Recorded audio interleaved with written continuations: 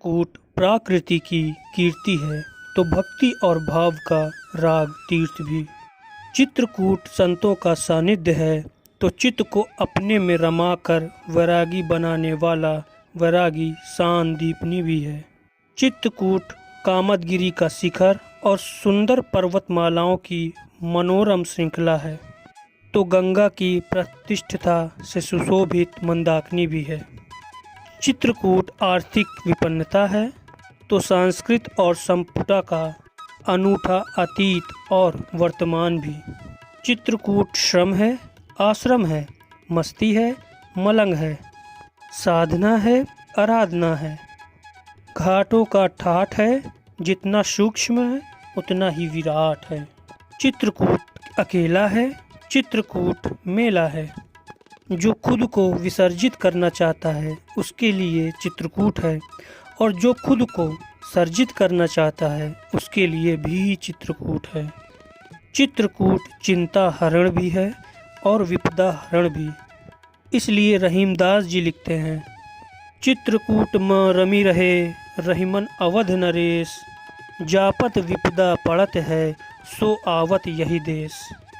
तुलसी बाबा के लिए चित्रकूट औषधि है, जहां आकर दैहिक और भौतिक सभी प्रकार के ताप दूर होते हैं।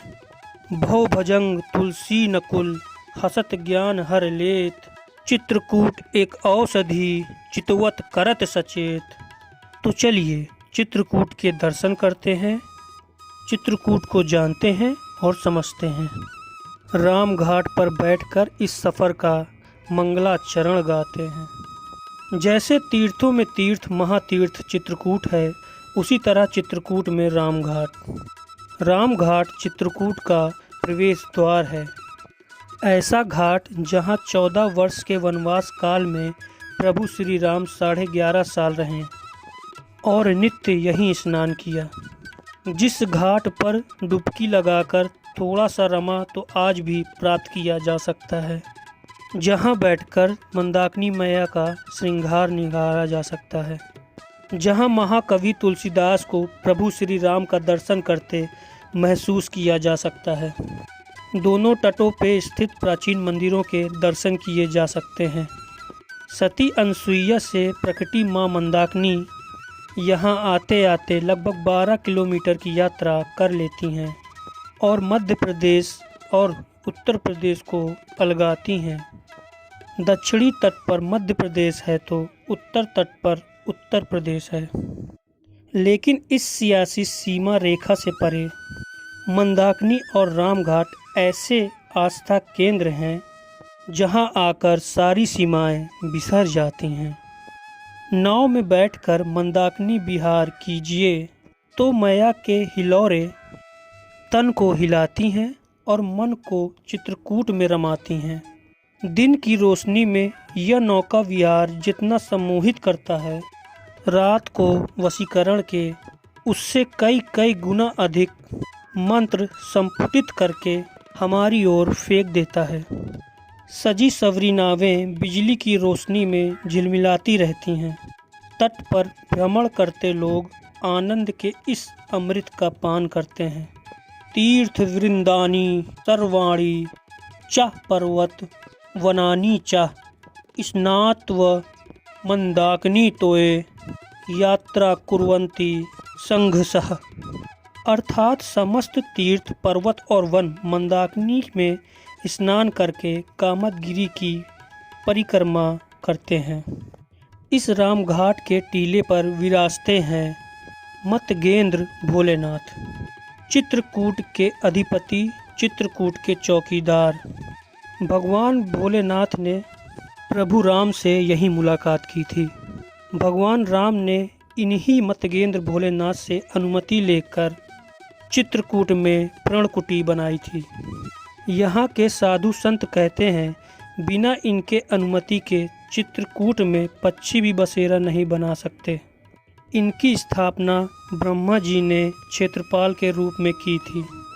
तो आइए मंदिर के पुजारी जी से यहाँ की कथा जानते हैं। जैसे कि आप देख रहे हैं, ये स्थान श्री महाराजाधिराज मध्य गजेंद्रनाथ सरकार का दिव्य स्थान है।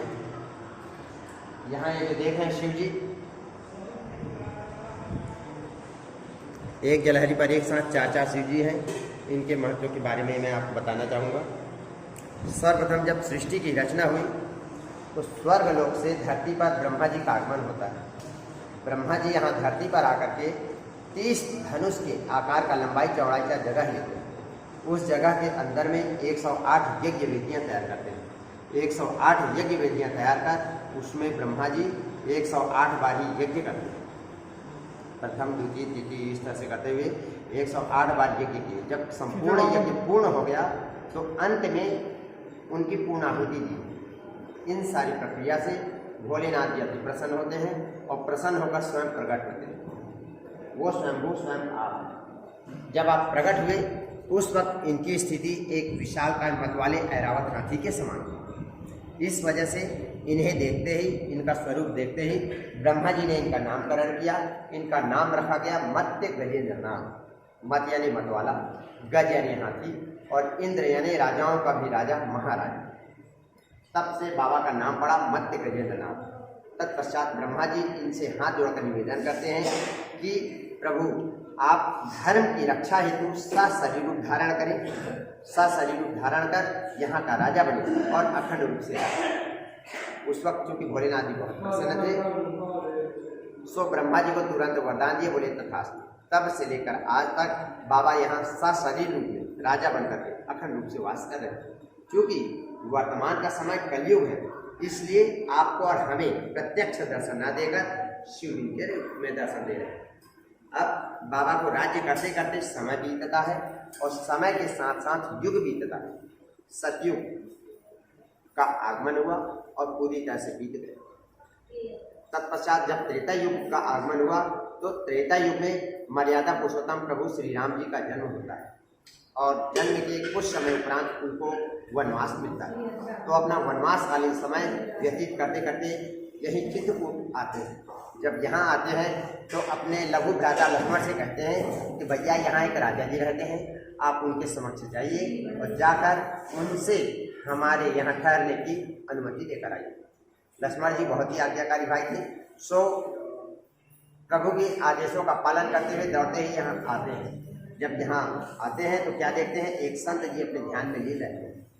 लक्ष्मण भैया को ना ही कोई राज दरबार दिखता, कुछ भी समझ में नहीं आता। फिर भी लक्ष्मण जी उनके समक्ष हाथ जोड़ खड़ा होते हैं और कहते हैं कि प्रभु हमें ठहरने की अनुमति दीजिए, प्रभु हमें ठहरने की अनुमति दीजिए। 2 बार 4 बार अनुमति लेते हैं किंतु बाबा कुछ भी नहीं बोलते, अपने ध्यान में ज्यों के त्यों लीन रहते। भाव थोड़ा उग्र थे लक्ष्मण जी, सो उग्रता लिए हुए तेज स्वर से कहते हैं कि अयोध्या से मेरे प्रभु श्री राम जी आए हुए हैं और आपसे यहाँ ठहरने की अनुमति चाहते हैं। कब से यह बातें मैं आपसे पूछ रहा हूँ किंतु आप कुछ उत्तर देने को राजी हैं।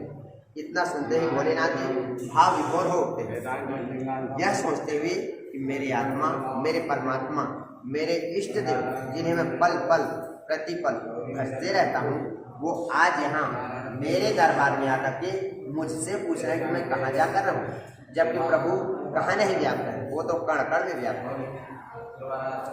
इतना सब अंदर ही अंदर विचार करते हुए प्रसन्नता से व्याकुल होते हुए खड़े होते हैं। खड़े होकर जिह्वा का स्पर्श किए और अपनी कान शक्ति लिंघ्या का स्पर्श किए, दोनों का स्पर्श कर झूम के गोल गोल नाचने लगते हैं। तत्पश्चात फिर से ज्यों के त्यों अपने ध्यान में लीन हो जाते हैं। इन सब का क्या अर्थ होता है लक्ष्मण भैया समझ में नहीं आता।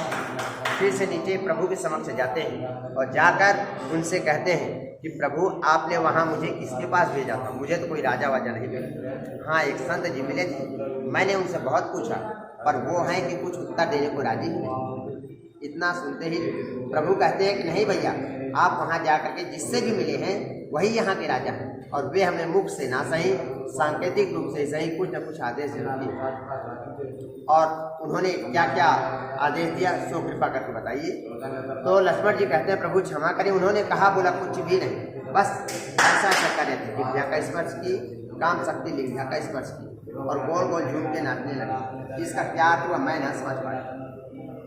तो प्रभु बताते हैं इसका मौन अर्थ क्या होता है हम आपको बताते हैं। उन्होंने हमें संसार का संपूर्ण सार तत्व ही बता दिया। लक्ष्मण जी हाथ जोड़कर कहते हैं, प्रभु जरा मुझे भी बताइए कि उन्होंने कौन सा आदेश दिया जिसे कि आप समझे और मैं ना समझा। तो प्रभु बताते हैं कि उन्होंने हमें ये मौन आदेश दिया है कि हर इंसान को सदैव, चाहे स्त्री हो या पुरुष, सदैव अपनी वाणी पर संयम रखना चाहिए। जब भी किसी से बोलते हैं तो मीठी भाषा का प्रयोग करें। दूसरा है काम शक्ति निंदा, अर्थात हर किसी की माँ बहन बेटी को हम अपना समझें। यदि ऐसा कर सकते हैं तो हम ना केवल ये चित्रकूट बल्कि पूरे संसार के किसी भी कोने में जाकर रहें, बड़े खुशी से प्रेम से रह सकते हैं। ये मौन आदेश उन्होंने हमें दिया। लक्ष्मण जी कहने लगे, प्रभु क्षमा करें, मैं नादान बालक, मैं ना समझ पाया। जो कि प्रभु राम जी मर्यादा के अवतार थे, सो बाबा के आदेशों का अक्षरशः पालन करते हैं और चित्रकूट में 11.5 वर्ष तक वास करते। जब 11.5 वर्ष का समय व्यतीत हो चुका, यहाँ से प्रस्थान करने लगे, तो जाने से पूर्व पश्चिम की दिशा में जो शिव जी आपको दिखाई दे रहे हैं, उनकी स्थापना स्वयं प्रभु राम जी अपने हाथों से करते हैं। जो उत्तर की दिशा में शिव जी दिख रहे हैं, उनकी स्थापना महासिद्धि मानसूया के पति अत्रिषि जी करते हैं। और आपके जस्ट सामने ये जो बड़ा सा शिव जी दिख रहा है, इनकी स्थापना उसी वक्त अगस्त्य जी अपने हाथ से करते हैं। इस प्रकार से यहाँ पर एक जलहरी पर एक साथ चाचा शिव जी विराजमान हैं और ये चारों धर्म, अर्थ, काम और मोक्ष को प्रदान करने वाले। आप सभी भक्तगण यहाँ आकर के सच्चे मन से करुण भाव से पुकार के जिस किसी चीज की कामना प्रार्थना करते हैं वो अवश्य ही पूर्ण होता है। ऐसा दिव्य दरबार। प्रेम से बोली बाबा मत गजेंद्रनाथ सरकार की जय। कूट यात्रा का भाग पहला यहीं समाप्त होता है। अगला भाग देखने और हमारा हौसला बढ़ाने के लिए चैनल को अभी सब्सक्राइब करें और वीडियो को लाइक करके कमेंट में जय श्री राम लिखें। जय हो आपकी।